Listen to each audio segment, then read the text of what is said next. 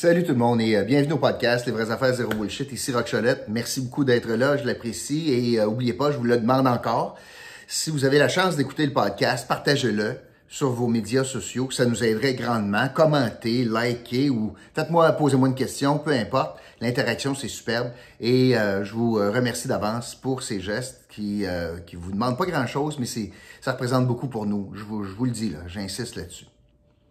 Aujourd'hui, je veux vous parler de la situation qui existe chez les libéraux à Québec. Le Parti libéral du Québec vit une crise depuis mardi passé et contre toute attente, il y a eu un dénouement samedi soir et ça a continué ce matin. Alors, je vous raconte ce qui se passe. Je commence par les faits. Après ça, je vais analyser la situation. Vous avez peut-être vu ça passer. La semaine passée, Gaétan Barrette a la fâcheuse habitude de commenter sur Twitter des dossiers qui ne sont pas les siens. Alors, à Québec, Mme Anglade a réparti les responsabilités, puis M. Barrette, lui, a la responsabilité du Conseil du Trésor. Alors, il est porte-parole des libéraux en matière de Conseil du Trésor, puis de relations avec le reste du Canada. Maintenant, M. Barrette, vous le savez, c'est l'ancien ministre de la Santé, puis il aime ça parler de santé, puis il ne gêne pas. Alors, il commente la santé. Le problème, c'est que chez les libéraux, il y a quelqu'un d'autre qui a le dossier de la santé, puis son nom, c'est Marie Montpetit. Et la semaine passée, bien, M. Barrette, il a encore commenté la santé, puis là, on a tous senti que Marie Montpetit était bien tannée de ça, sur Twitter, puis elle l'a planté. Elle a réécrit un tweet sur Twitter en disant que ce qu'il faisait, que Barrette, là, écoute, son propre collègue, ben ça aide à pas acheter les affaires, puis c'est aussi pire que le go, puis bon, etc. Alors, la chicane t'a pogné, parce que je pense que je vous ai déjà dit ça, des élus, là, c'est très territoriaux. Qu'est-ce que ça veut dire? Ben, ça veut dire que quand tu es élu dans un comté, ben, tu veux t'occuper de ton comté, puis tu veux pas que quelqu'un d'autre se mêle de tes affaires, en tout cas le moins possible, en tout cas sans t'en parler certainement pas.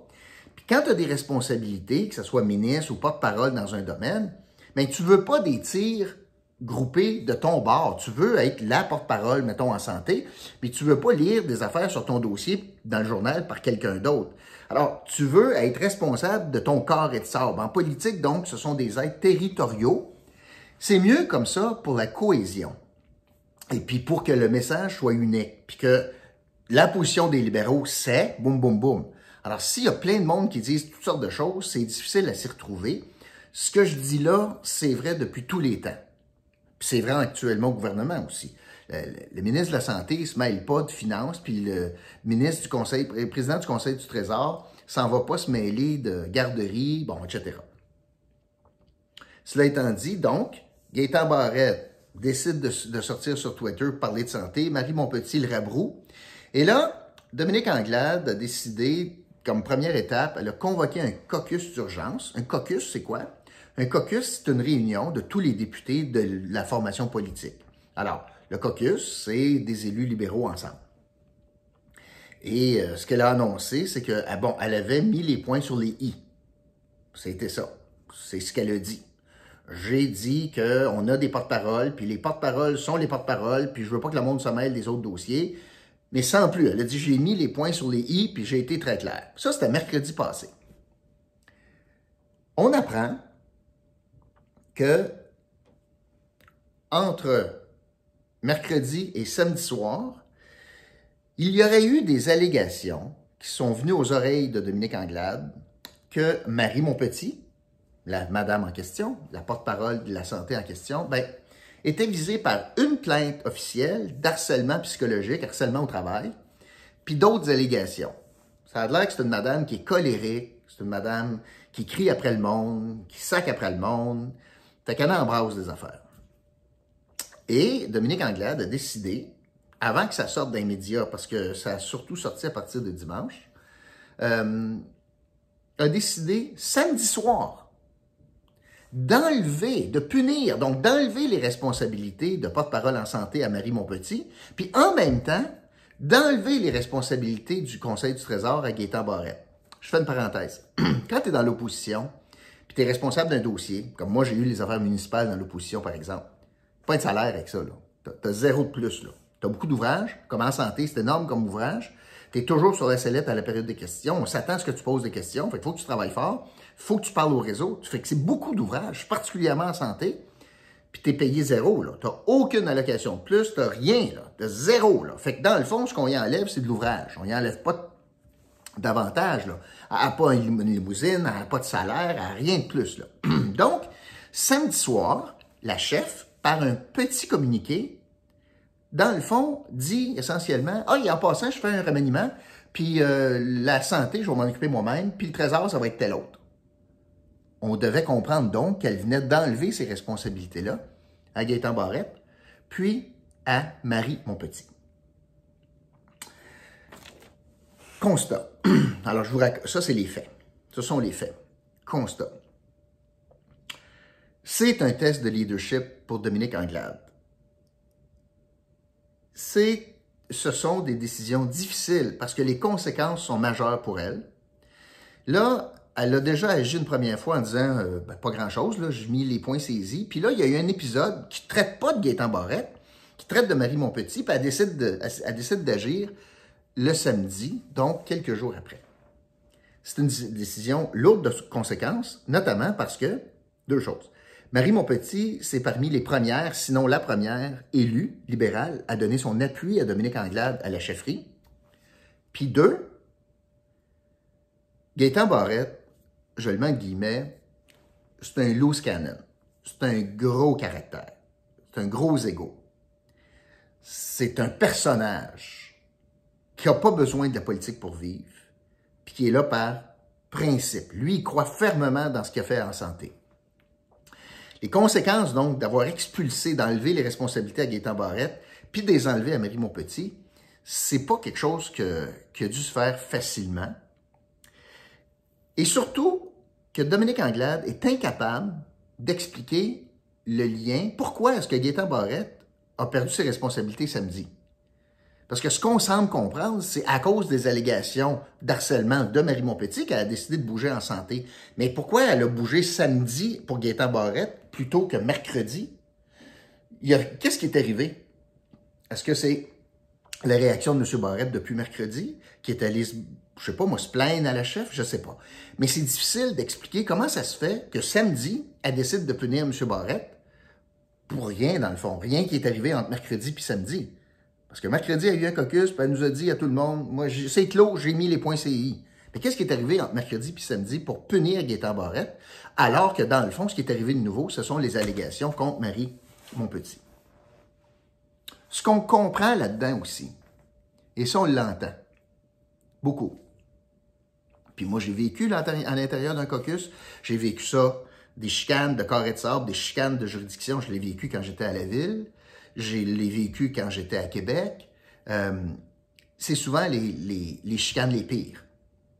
Et moi, je me souviens, souvent, je me chicanais avec Benoît Pelletier sur « c'est dans mon comté, ce Benoît-là. Tu peux faire quelque chose, mais il faut que tu m'en parles. » Il était ministre régional. Il faut que tu me parles de ça, là.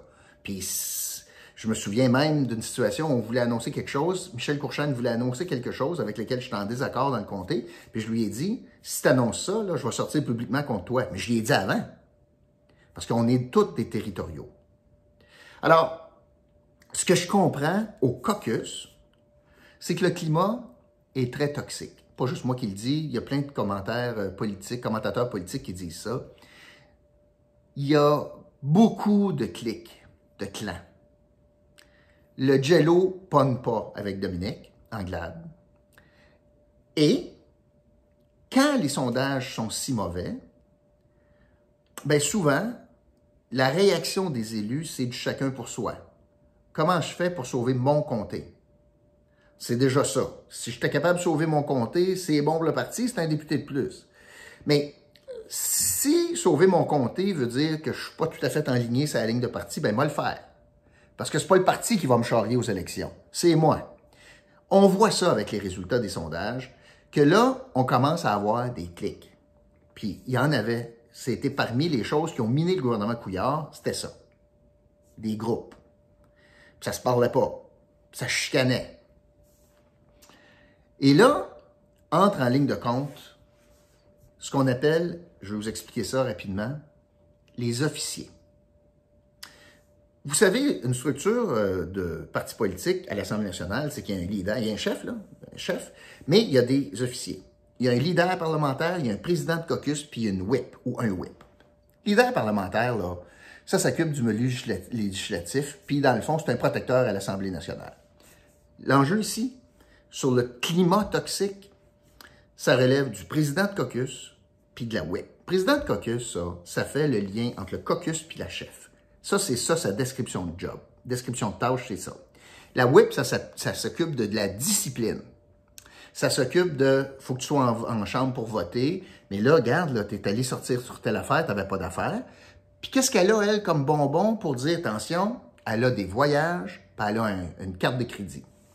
Et là, ben, si t'es dans bonne grâce, puis t'es fin, des fois, tu fais des beaux voyages, puis des fois, t'es capable d'avoir une plus belle bouteille de vin.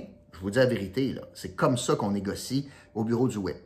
Présentement, je vais vous parler des deux personnes qui occupent ce poste. Le président du caucus, c'est Pierre Arcan. Ça, c'est l'ancien chef. Pierre Arcan est respecté, mais c'est pas un gars avec une grosse poigne. Il est un peu désabusé de tout ça, mais surtout, il est mal placé. Il a été rabroué par la chef parce qu'il est allé au Barbade pendant la pandémie, puis il n'y avait pas d'affaires. Elle l'a sacré dehors, elle aussi, lui aussi. Il a été réhabilité par la suite. Mais Pierre Arcan, c'est le président du caucus, c'est comme beaucoup sa job, s'assurer de l'unité du caucus. Pas sûr, moi, que ça préoccupe. Puis c'est pas un genre de gars qui, hey, viens me compter tes troubles, puis ouais, c'est pas drôle, je le sais. Il faut vraiment que tu aies de l'empathie. Je suis pas convaincu, moi. C'est pour ça que le choix est important, là. Main de fer dans un gant de velours. Je pense que Pierre Arcan a ni une main de fer, ni un gant de velours. La whip. Son nom, c'est Philomena Roti-Roti. Philomena Roti-Roti, vous la connaissez pas beaucoup parce qu'elle ne prend pas ben de place. Ce que je comprends, moi, c'est qu'elle fait plus partie du problème que de la solution. C'est pas quelqu'un qui essaye de défaire des clics. C'est quelqu'un qui essaye d'en créer. Alors, les deux officiers qui ont comme job de s'assurer que le jello pogne, puis que la chicane n'est pas pognée entre tout le monde, c'est ces deux personnes-là, à temps plein, ils sont payés pour ça. Eux autres, ils ont une prime, une grosse prime, puis ils ont du personnel, puis comme c'était des grosses jobs, là. Puis les autres, ils siègent au Conseil des ministres. Ils votent pas, mais ils siègent. Puis eux autres, là, la job, c'est de s'assurer qu'il y a une cohésion. Puis là, ils sont pas 30, là. C'est assez facile d'assurer la cohésion, puis ils sont pas capables. Alors, j'ai un climat toxique, j'ai des personnalités fortes, puis c'est ce que tu veux en politique. Tu as du monde qui sont là, qui vivent d'un héritage et d'un bagage parce qu'ils étaient ministres dans l'ancien gouvernement. C'est vrai pour Dominique Anglade, c'est vrai pour Gaétan Barrette, c'est vrai pour Marie Montpetit. Ils étaient tous ministres. Et là, ils se ramassent dans l'opposition, puis c'est un autre apprentissage. Et là, je vais vous parler particulièrement du cas de Marie Montpetit. Donc, il y a des allégations depuis assez longtemps, il y a une plainte formelle, il y aura enquête. Ça, c'est le côté personnel. Pas quelqu'un qui est très équipe. Et la chicane t'a pogné avec Gaétan Barrette. Et la raison est assez simple.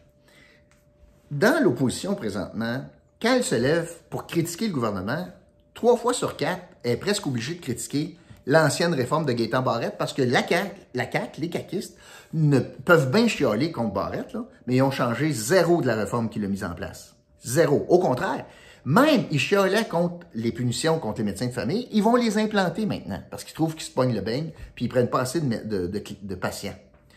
Alors, placez-vous dans la peau de Marie Montpetit qui, chaque fois qu'elle critique la CAQ, est dans le fond en train de critiquer ce que son collègue a fait anciennement. Placez-vous dans la peau de Gaétan Barrette, qui à chaque fois que son parti se lève, c'est pour planter ce qu'il a fait. Puis pourtant, Marie Montpetit puis Dominique Anglade étaient bien d'accord quand il était au gouvernement avec ce qu'il a fait. Voyez-vous, la dynamique, c'est pas bon, là. C'est malsain, là. Le cas de Gaétan Barrette, maintenant.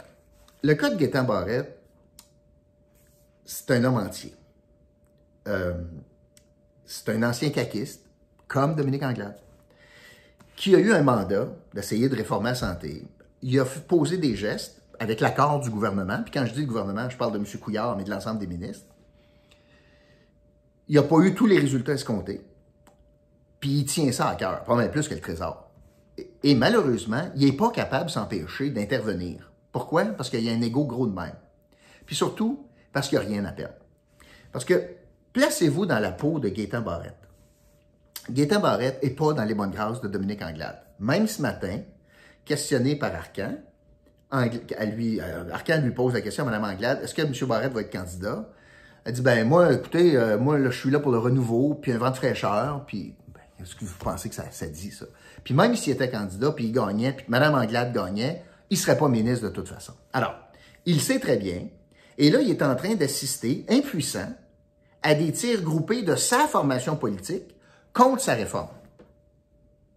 Là, il dit, hey, ça n'a pas de bon sens, là. Je suis en train de manger une volée de mes propres collègues, alors qu'il était d'accord avec moi quand on était au gouvernement. Et là, il dit, là, ça va faire. Je n'ai pas rien à perdre, moi, dans la vie. Fait qu'il se défend.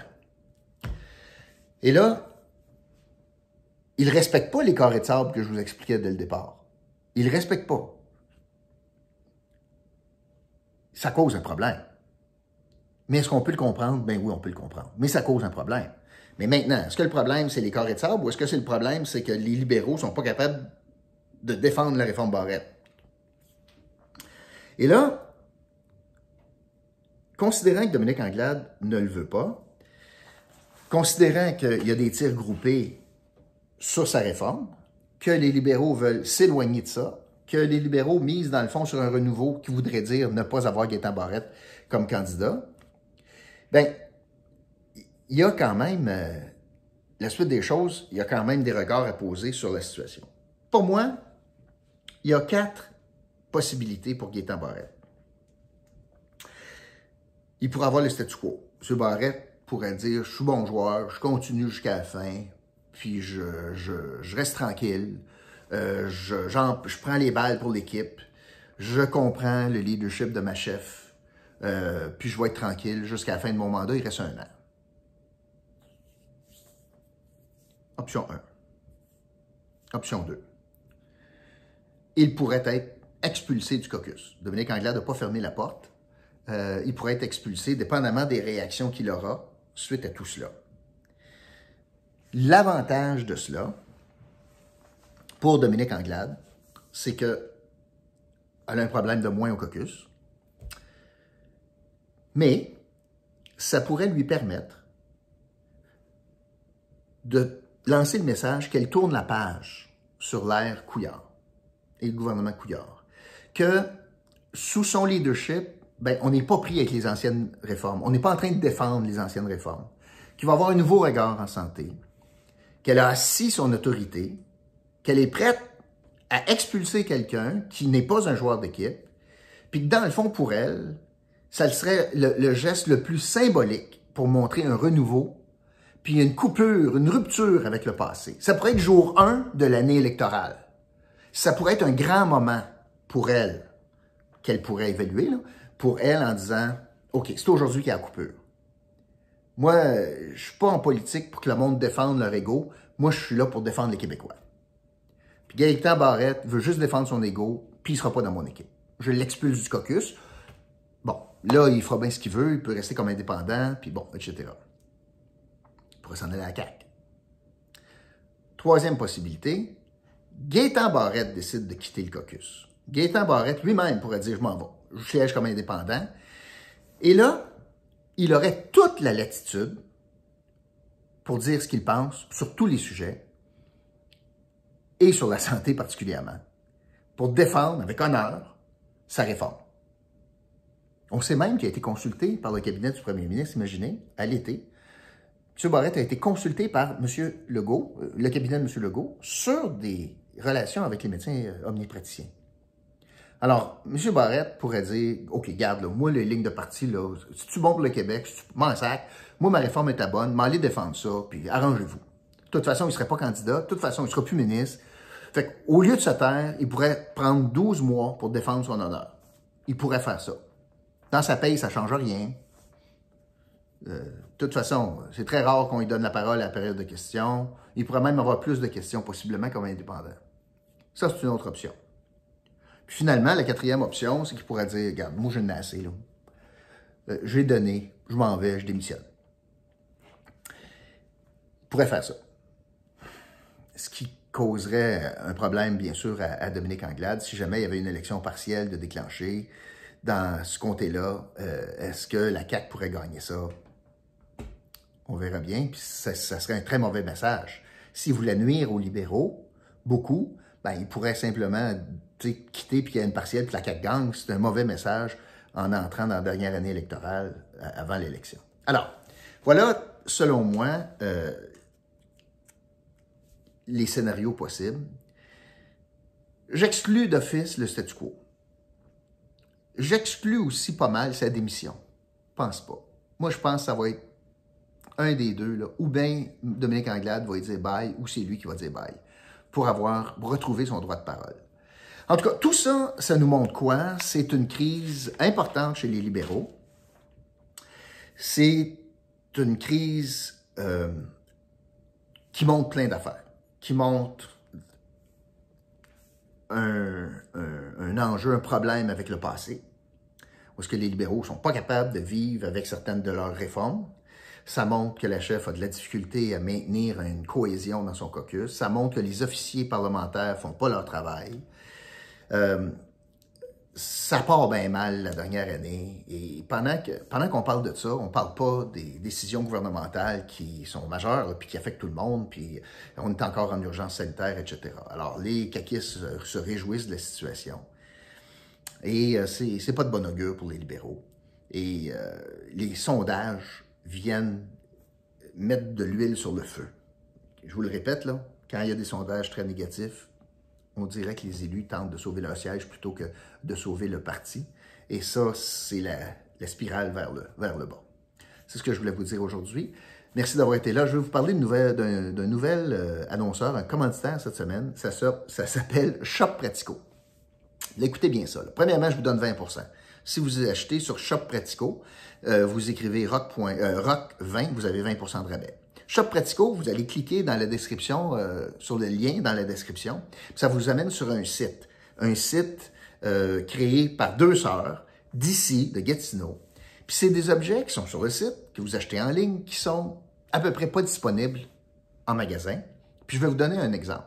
Là-dessus, vous êtes capable d'acheter un projecteur pour Noël, là, pour rendre vos fenêtres de la maison, dans le fond, un théâtre virtuel, un cinéma virtuel, où est-ce que vous êtes capable de diffuser des segments de films, par exemple, de Noël. Vous avez plein de sélections possibles, 6 films de Noël, il y en avait pour l'Halloween aussi, là, mais 6 films de Noël, des séquences de 16 secondes, et vous projetez ça de l'intérieur, sur votre fenêtre extérieure, par exemple, puis c'est un film de Noël. Au lieu de vos traditionnelles décorations, vous voulez faire changement, ben écoute, c'est moins que 100$ cette affaire-là, c'est un projecteur, tu branches dans le mur, puis ça projette sur la fenêtre d'avant, par exemple, ou de l'arrière, peu importe.